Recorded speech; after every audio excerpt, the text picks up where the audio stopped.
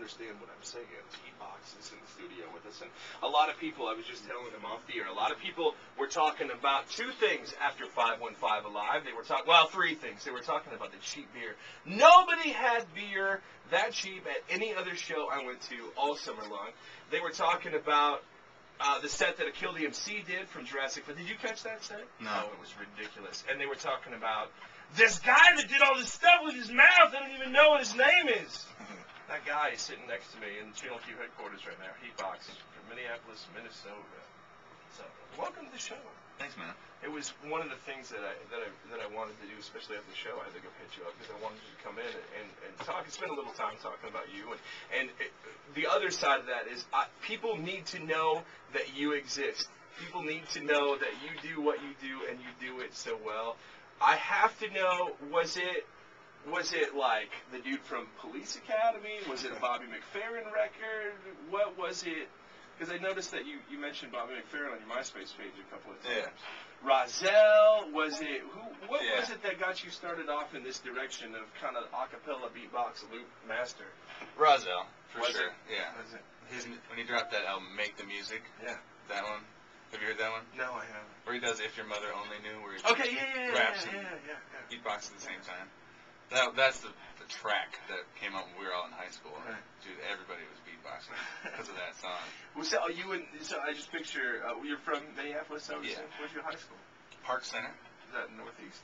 Northwest. Northwest. Okay, so you and all your Northwest homies kind of beatboxing around. Were you the best in the group? Yeah, I guess so. Were you? Yeah, at all the parties, everybody would ask me to do it. Right. So that all of us white boys could freestyle in the garage. Right. And so, yeah, eventually I was like, man, I don't know. I just kept on doing it, and then I got on this special track on one of my friend's band's albums, and then Like a hidden track type deal? No, it was just I was a special guest on one of the tracks. It's called Burning It Down on Root City Band, Okay. the band that I'm from. And yeah, then I never stopped showing up at the shows. What was your first paid gig like? And was it friends? Were you in front of people that didn't necessarily know what you were gonna do? Well, my first paid gigs were with Root City. Oh, was okay. Yeah, and I'd beatbox a little bit and play the cowbell and just be a general butthole. right. A professional, like, hype man butthole, right-hand man to the lead singer guy. I remember specifically looking at my kid brother and some of my other friends that were in the crowd when we were watching you guys, or watching you up on stage. And as soon as you started looping the first couple of times, the first couple of beats that you were spitting out, I looked around and people's jaws were just absolutely floored. They had never seen anything like this before. And that's the cool thing about a milieu like that or a festival like that, because you're going to get a bunch of people that have never seen, never even heard about you before, Right. that are just going to be absolutely floored. And that's got to be fun for you too, watching out of the crowd and seeing them warm up a little bit and then getting into it. And then by the end of each song, they're dancing and they are screaming for more. Right, man. There's like 5 main different reactions. Right. One is the confused guy, What the hell is who that? usually gets it explained to him after a song or two by Right, somebody else. right.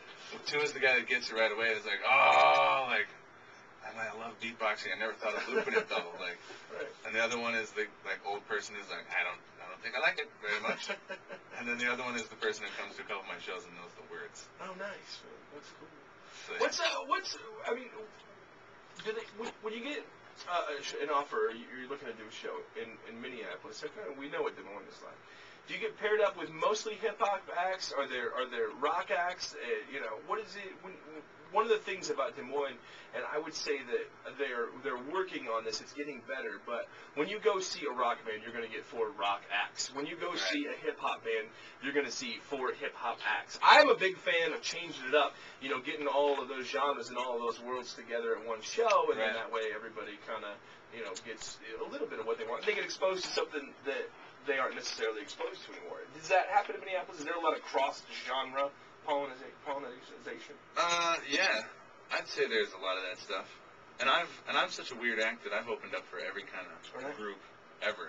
I've opened up for Bone Thugs and Harmony before, but I've also opened up for Medeski, Martin, and Wood.